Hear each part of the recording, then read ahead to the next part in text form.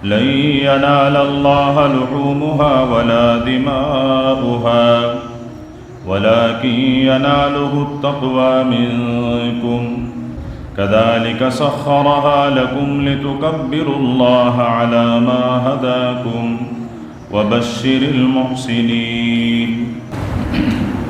انتہائی قابل قدر معزز سامعین، آپ کے سامنے اللہ رب العزت کے مقدس اور بابرکت کلام قرآن مجید فرقان حمید سورہ حج کی ایک آیت تلاوت کی گئی ہے، جس میں رب کائنات نے اضحیہ اور قربانی کا پس منظر اور اس کے فوائد کا ذکر فرمایا ہے۔ اللہ رب العزت ارشاد فرماتے ہیں کہ مجھے تمہاری قربانیوں سے نہ تو گوشت پہنچتا ہے اور نہ ہی خون، بلکہ تمہاری دلوں کی تقویٰ اور پرہیزگاری فرمائے یہ میرے دربار تک پہنچتی ہے اور اس پر اجر و ثواب دیا جاتا ہے۔ یہ جو عشرہ چل رہا ہے ذی الحج کا، آپ صلی اللہ علیہ وسلم کے فرمان کے مطابق یہ دنیا کے ایام اور دنیا کے دنوں میں سب سے افضل ترین اور بہترین دن ہے، اور ان میں کیا جانے والا عمل اللہ رب العزت کو سب سے زیادہ محبوب اور سب سے زیادہ افضل ترین عمل ہے۔ پھر ان دنوں میں کیے جانے والے اعمال میں سے ایک عمل وہ ایام تشریق میں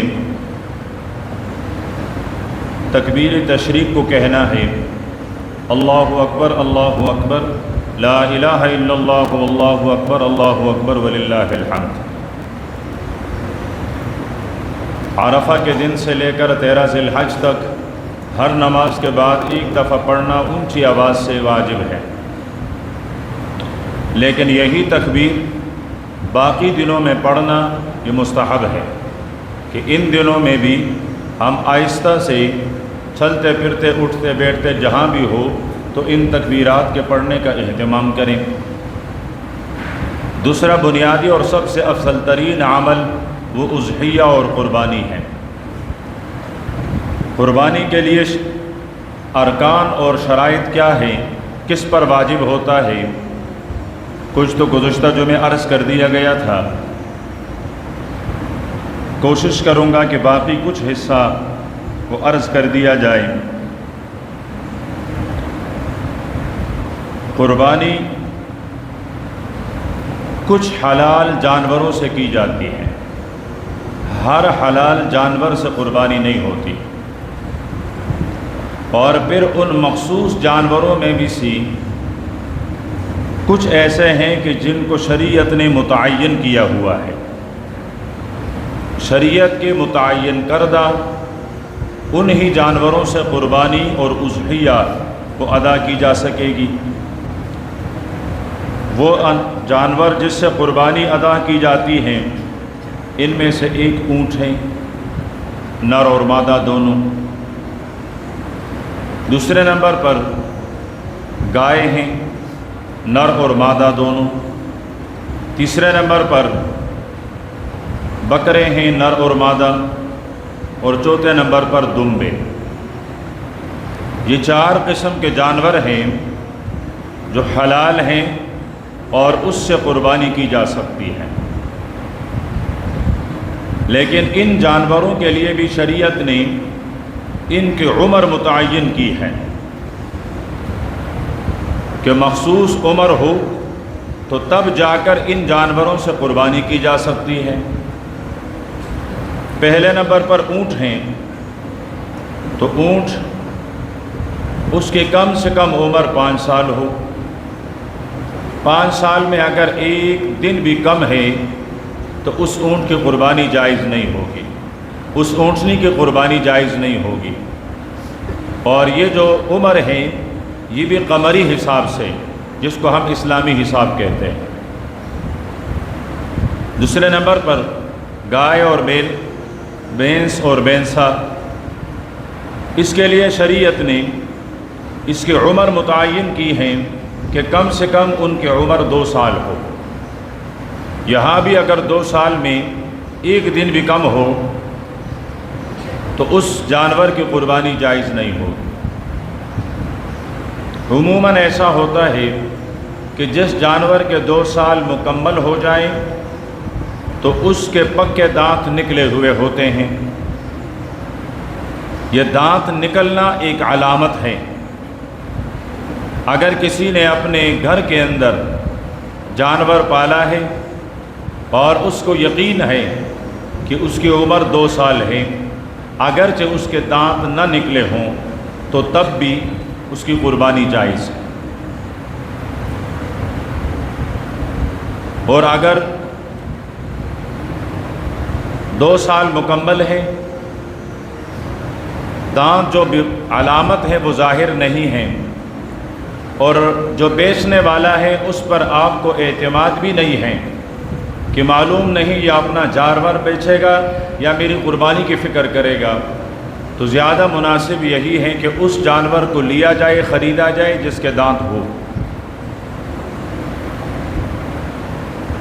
تیسرے نمبر پر بکرا، بکری، دمبا، بھیڑ، اس کے لیے کم سے کم 1 سال ہو۔ اگر ان کی عمریں بھی 1 سال میں سے 1 دن بھی کم ہو تو تب بھی ان کی قربانی جائز نہیں۔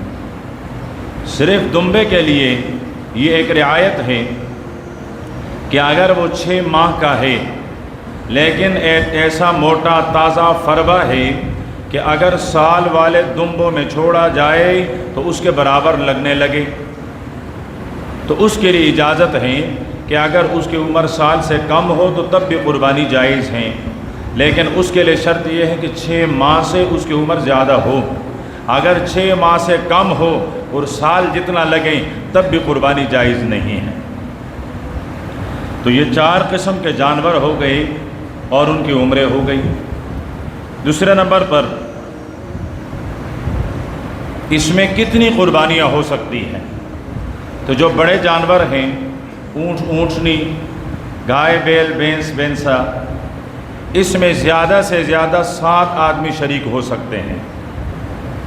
8، 9، 10 آدمی اس میں شامل اور شریک نہیں ہو سکتے، یعنی حصے اس کے اندر 7 ہوں گے۔ ہاں 7 سے کم جتنا ہو سکے ہو سکتا ہے۔ 7 آدمی ہیں، 6 آدمی ہیں، 5 ہیں، 4 ہیں، 3 ہیں، 2 ہیں، جفت اور طاق کی یہاں کوئی شرط نہیں۔ کچھ لوگوں کے ذہنوں میں یہ بات ہوتی ہے کہ جی اگر 3 ہو، 5 ہو، 7 ہو تب تو جائز ہیں، لیکن اگر 2 آدمی 2 حصے، 4 حصے، 6 حصے، تو ایسی قربانی جائز نہیں ہوگی۔ یہ صرف ہماری غلط فہمی ہے یا ایک بات ہمارے دلوں میں، ذہنوں میں بٹھائی گئی ہے۔ 1 سے لے کر 7 تک آپ جتنے آدمی بڑے جانور میں شریک ہونا چاہیں تو شریک ہو سکتے ہیں، اور جو چھوٹے جانور ہیں، بکرا، بکری، دمبا، بھیڑ وغیرہ، اس سے صرف 1 قربانی ہو سکتی ہے، خواہ وہ 10 کلو کا ہے، خواہ وہ 100 کلو کا ہے، وزن زیادہ ہے یا وزن کم ہے، بہت بڑا ہے یا درمیانہ ہے۔ کبھی کبھی بکرا اتنا بڑا ہوتا ہے کہ ایک بچھڑے جتنا لگتا ہے، لیکن اس میں بھی 1 ہی قربانی ہوگی، 1 ہی حصہ ہوگا، 1 سے زائد نہیں ہوں گے۔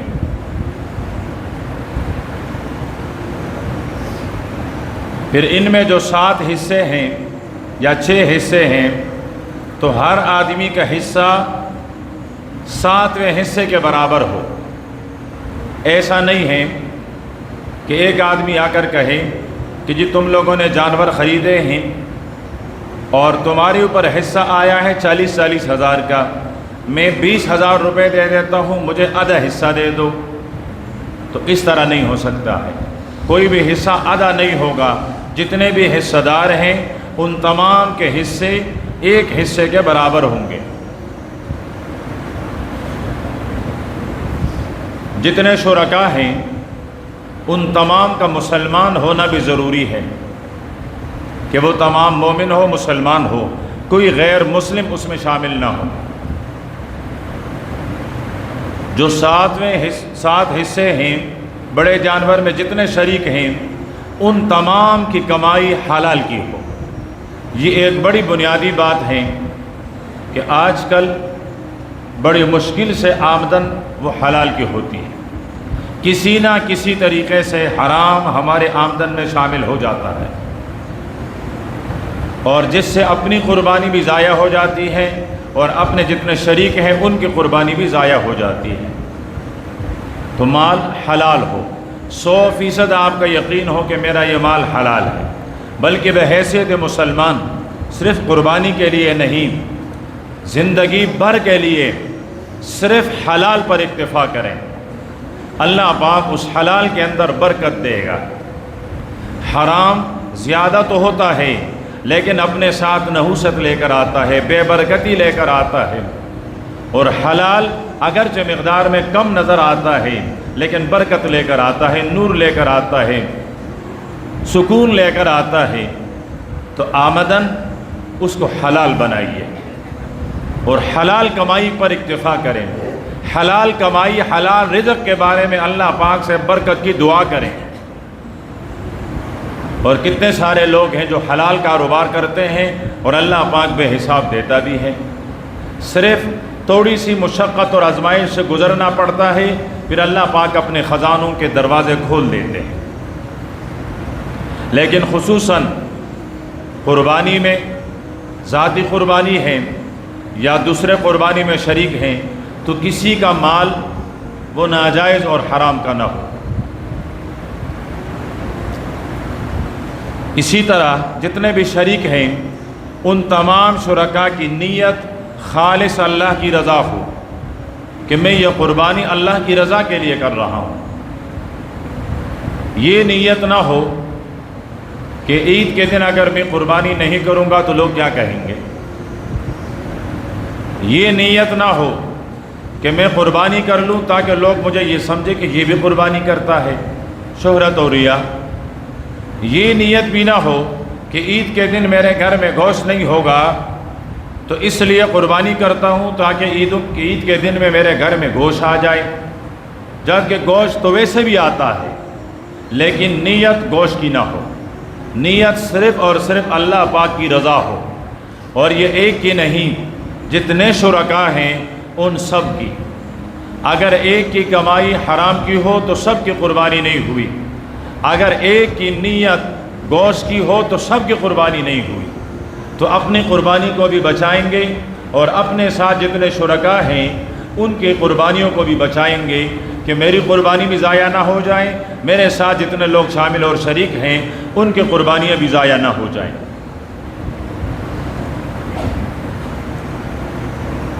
پھر جانور خریدار، جب جانور خریدا گیا تو اس کے بعد ایک آدمی جانور خریدتا ہے، ایک آدمی ہے، 2 آدمی ہیں، 3 آدمی ہیں، اور جانور خریدتے وقت انہوں نے نیت کر لی کہ اگر ہمارے ساتھ ایک آدھا آدمی اور ملا تو ملا لیں گے۔ جب جانور خرید رہے تھے اس وقت 2 آدمی تھے، اس وقت 3 آدمی تھے، لیکن نیت یہ تھی کہ اگر کوئی اور ملا تو اس کو بھی اپنے ساتھ ملا لیں گے۔ انہوں نے جانور خریدا، دیکھنے والے نے دیکھا، اس نے کہا یار اچھا جانور ہے، بڑا جانور ہے، مجھے بھی شامل کر لو۔ انہوں نے کہا ٹھیک ہے آپ بھی شامل ہو جائیں۔ نیت پہلے سے موجود ہے تو بلا کراہت 1 یا 2 آدمی جتنی کی گنجائش ہو، جتنے کو یہ شامل کرنا چاہیں تو شامل کر سکتے ہیں۔ جانور خریدتے وقت نیت یہ تھی کہ ہم 3 آدمی ہی قربانی کریں گے۔ جب یہ جانور خرید کر لائے تو چوتھا دوست آیا اور اس نے کہا کہ جی میری بھی قربانی کی نیت ہے، مجھے بھی اپنے ساتھ شامل کر لو۔ اب یہ پریشان ہو گئے کہ ہم نے تو نیت کی تھی کہ 3 آدمی ہوں گے، اب تو یہ چوتھا بھی آیا، یہ بھی شامل ہو رہا ہے، تو اس چوتھے کو بھی شامل کر سکتے ہیں، لیکن کراہت کے ساتھ اس طرح کرنا مکروہ ہے۔ لیکن جو شامل ہو گیا وہ اور جو پہلے سے تھے ان سب کی قربانیاں جائز ہو جائیں گی، قربانی پر کوئی فرق نہیں پڑے گا۔ تیسری صورت یہ ہے کہ ایک آدمی نے قربانی ذبح کر لی اور ایک آدمی آیا، اس نے کہا جی اتنا بڑا جانور تم صرف 3 آدمی جانور کی قربانی کر رہے ہو؟ انہوں نے کہا جی ہم 3 آدمی ہیں، جانور ذبح ہو چکا ہے۔ یہ کہتا ہے کہ اب تم 3 کے بجائے مجھے بھی اپنے ساتھ شامل کر لو، میں آپ کا چوتھا ہو جاؤں گا، تو اب اجازت نہیں ہے۔ جانور جب ذبح ہو گیا ہے تو اب یہ اپنے ساتھ کسی ساتھی کو جوڑ نہیں سکتے ہیں، ملا نہیں سکتے ہیں۔ چوتھی بات، قربانی جائز ہے قربانی کے دنوں میں۔ قربانی کے دن 10 ذی الحجہ، 11 ذی الحجہ اور 12 ذی الحجہ۔ آسان الفاظ میں ذی الحجہ کو شاید آپ نہ سمجھیں۔ عید والا دن، عید کا دوسرا دن، عید کا تیسرا دن، بس صرف یہ 3 دن یہ قربانی کے ہیں، ایک عید کا دن اور 2 دن اس کے بعد والے۔ ایک آدمی ملک سے باہر ہے، وہ اپنی قربانی اپنے ملک یہاں کروانا چاہتا ہے تو اس کے لیے بھی گنجائش ہے، لیکن شرط یہ ہے کہ قربانی کے دنوں میں کیے جائیں۔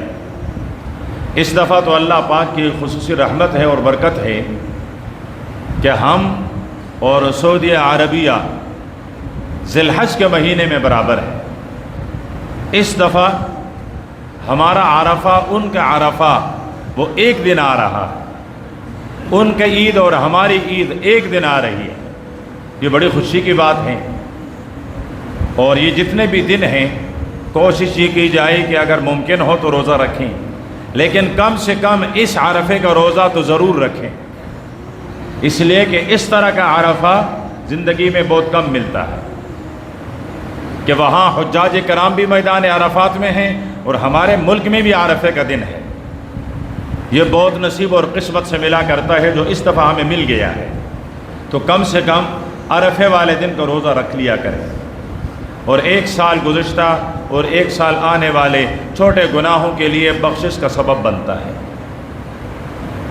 تو اگر کوئی بیرون ملک ہیں وہ اپنی قربانی کروانا چاہتے ہیں تو کروا سکتا ہے، لیکن دن قربانی کے ہو، عموماً وہ ہم سے 1 دن پہلے ہوتے ہیں، تو ان کے لیے عید 1 دن پہلے ہے، پھر ہمارے والا عید ان کا دوسرا دن ہے، ہمارے عید کا دوسرا دن ان کے لیے تیسرا دن ہے، تو ان دنوں کے اندر قربانی کی جائے تو تب جا کر پھر ان کی قربانی وہ بھی صحیح ہے۔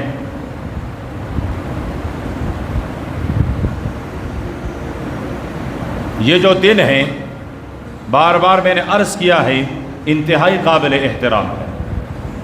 ہر عمل اللہ پاک کو سب سے زیادہ محبوب اور پسندیدہ ہے، اور خصوصاً قربانی کا عمل۔ کچھ لبرل قسم کے لوگ یا نام نہاد دانشمند جنہوں نے کوئی الف ب ت سے پڑھ لی ہو، اور وہ بھی کسی استاد سے نہیں، کسی مستند ادارے سے نہیں، اپنی عقل پر جب اس طرح کے مواقع آتے ہیں اور ممبر سے ترغیب ہوتی ہے کہ زکوٰۃ دے دیں، تو وہ طرح طرح کے وسوسے لوگوں کے دلوں میں ڈالنا شروع کر دیتے ہیں۔ جب قربانی کے دن اور قربانی کے ایام آتے ہیں تو تب بھی یہ منڈک نما دانشور یہ بیدار ہو جاتے ہیں اور یہ کہتے ہیں کہ جی یہ دیکھیں کروڑوں جانور ذبح کیے جائیں گے، اس خون بہانے کی کیا ضرورت ہے؟ دیکھو اس وقت ملک میں اتنی مہنگائی ہے، ملک کا ہر فرد اتنا مقروض ہے، غربت بڑھ رہی ہے، غریب وہ خط غربت سے نیچے زندگی گزار رہی ہے، اب ایسا کیوں نہ کیا جائے کہ قربانی کی رقم اٹھا کر کسی مسکین فقیر مسکین کو دے دیا جائے، یتیم کو دے دیا جائے۔ الفاظ بڑے خوشنما ہیں، دل میں اترنے والے ہیں کہ جی بات تو صحیح ہے، جانور ذبح کریں گے، 1 دن کھائیں گے، 2 دن، 10 دن کھائیں گے، کتنے دن کھائیں گے، کتنے لوگوں کو کھلائیں گے؟ 2 لاکھ کا جانور ہے، 2.5 لاکھ کا، 3 لاکھ کا جانور ہے، اس سے کسی لڑکی کے جہیز کا انتظام ہو سکے گا؟ کسی کا گھر بس جائے گا؟ اس سے کسی یتیم کا روزگار چل جائے گا؟ تو کیوں نہ ہم قربانی کے جانور کے بجائے وہ پیسے کسی یتیم کو دے دیں، مسکین کو دے دیں، کسی خیراتی ادارے کو دے دیں۔ بات دل کو لگنے والی ہے، پھر لوگ بھی اس میں شامل ہو جاتے ہیں کہ جی بات تو صحیح کہہ رہے ہیں، کیا فائدہ قربانی کرنے کا؟ ذرا آئیے، دین میرے عقل کا نام نہیں ہے، میں جسے اپنے عقل سے تولوں اسے دین نہیں کہا جائے گا، اسے شریعت نہیں کہا جائے گا۔ شریعت کیا ہوگی؟ جس کو اللہ نے اپنے پیارے پیغمبر کے ذریعے سے ہمیں عطا فرمایا ہے، وہ میرا عقل مانے یا میری عقل نہ مانے، اس کو میری عقل تسلیم کرے یا میری عقل تسلیم نہ کرے، وہ میرے عقل کے مطابق ہو یا میرے عقل کے مطابق نہ ہو، میری عقل کا تقاضا یہ ہے کہ ہم صبح فجر میں اٹھیں، 5 نمازیں ادا کر لیں، پورے دن کے لیے ہم فارغ ہو جائیں۔ میرے عقل کا تقاضا یہ ہے کہ یہ جمعے کی نماز فجر کے ساتھ ادا کر لیے جائے تاکہ لوگ دن بھر کے لیے فارغ ہو جائیں، یہ میری عقل کا تقاضا ہے۔ لیکن شریعت کہتے ہیں نہیں، فجر کے وقت فجر ہیں، ظہر کے وقت ظہر ہیں، عصر کے وقت عصر ہیں، جمعے کے وقت جمعہ ہے، عید کے دن وہ عید ہے۔ یہ شریعت کا حکم ہے، ہمیں ماننا ہے۔ لیکن ذرا آئیے سرور دو عالم صلی اللہ علیہ وسلم کا زمانہ دیکھتے ہیں۔ حضرت عبداللہ ابن عمر جو میرے پیغمبر کا صحابی ہیں اور میرے پیغمبر کا برادر نسبتی ہے، ان کی بہن میری اور آپ کی ماں کاشان نبوت کی زینت ہے۔ اس سے اندازہ ہو کہ یہ صحابی میرے پیغمبر کا کتنا قریب ہے کہ جو میرے پیغمبر کے گھر میں اپنے بہن کے گھر میں بار بار آ جا سکتا ہے، کوئی ٹھوک اور کوئی روک نہیں، کوئی منع نہیں۔ یہ صحابی حضرت عبداللہ ابن عمر فرماتے ہیں کہ میرے پیغمبر مدینے میں 10 سال رہے اور 10 کے 10 سال اللہ کے پیارے پیغمبر نے قربانی فرمائی۔ اب ذرا ان دانشوروں سے کہوں گا کہ کیا تمہارے دلوں کے اندر رحم اور لوگوں کے ساتھ ہمدردی زیادہ ہے یا رحمت للعالمین پیغمبر کے دل میں زیادہ تھی؟ کیا تم امت پر میرے پیغمبر سے بھی زیادہ مہربان تھے یا زیادہ مہربان ہو تم؟ تمہاری مہربانی کیا میرے پیغمبر کی مہربانی سے اور ہمدردی سے زیادہ ہے؟ اور صرف ایک نہیں، حجۃ الوداع کا موقع ہے، اللہ کے پاک پیغمبر نے 100 اونٹ ذبح کیے ہیں۔ کتنے اونٹ ذبح کیے ہیں؟ 100 اونٹ۔ 63 اللہ کے پیارے پیغمبر نے اپنے ہاتھ سے، آپ کی عمر بھی 63 سال اور 63 جانور ایک ہی چوری سے میرے پیغمبر نے اپنے ہاتھ سے ذبح کیے۔ تو کیا اس وقت میرے پیغمبر کے ذہن میں یہ بات نہیں تھی کہ مکے میں مدینے میں کتنے یتیم ہیں، کتنے بیوہ ہیں؟ جہاد ہو رہی تھی، شہیدوں کے بچے بھی تھے، ان کے بیوائیں بھی تھی۔ یہ قربانی جو میرے پیغمبر 100 اونٹ ذبح کر رہے تھے، کیا ایک ایک اونٹ کا رقم ان کے گھر میں نہیں دے سکتے تھے؟ کیا یہ بات میرے پیغمبر کے ذہن میں نہیں آئی؟ 63 اونٹ ذبح کرنے کے بعد آپ نے حضرت علی سے فرمایا علی تک گیا ہوں، باقی تو ذبح کر لے۔ باقی حضرت علی نے ذبح کیے۔ عجیب معاملہ، صحابہ کرام فرماتے ہم نے دیکھا ایک اونٹ ذبح ہوا، دوسرا اونٹ دوڑتا ہوا خود آتا اور اپنے گلے کو، اپنے سر کو نیچا کرتے تاکہ پاک پیغمبر نہر فرمائے۔ یعنی اونٹوں کو بھی یہ شوق تھا کہ پیارے پیغمبر کے ہاتھ سے میں ذبح ہو جاؤں، میری نہر ہو جائے۔ دوسری دلیل کہتے جی قربانی کی اس لیے ضرورت نہیں ہے کہ اس میں جانوروں کا ضیاع ہے، کتنے سارے جانور ضائع ہو جاتے ہیں، نسل ختم ہو جائے گی۔ تو ذرا دیکھیے ہر سال کتنے جانور ذبح ہوتے ہیں۔ ایسا کوئی آدمی میں نے نہیں دیکھا، شاید آپ نے دیکھا ہو، کہ وہ آ کر یہ کہے کہ یار میں نے بہت تلاش کیا لیکن مجھے قربانی کا جانور نہیں ملا، سارے جانور ختم ہو گئے تھے۔ ایسا موقع کبھی آیا ہے؟ نہیں۔ اور یہ ہر سال اتنے جانور ذبح ہوتے ہیں، اس سے دگنے اگلے سال پھر آ جاتے ہیں۔ تو ان کی یہ بات کہ جی یہ جانوروں کے حیوانوں کی نسل کشی ہے، یہ بات بھی عقل کے خلاف ہے، تو ہم ان دانشوروں کو نہ سنیں، ان دانشوروں کی باتوں پر نہ جائیں۔ آپ کے ممبر سے آپ کو جو بات کہی جاتی ہیں وہی مستند ہوتی ہیں، اسی کو آپ فالو کریں، اسی پر آپ زندگی گزاریں، وہی سیکھیں۔ اللہ پاک ہمیں اور آپ کو صحیح سنت کے مطابق قربانی کرنے اور اضحیہ اور قربانی کی سنت ادا کرنے کی توفیق دیں، اور جن جن کے اللہ پاک نے ان کو وسعت دی ہے، اللہ پاک ان کی قربانی اپنے دربار میں قبول و منظور فرمائیں۔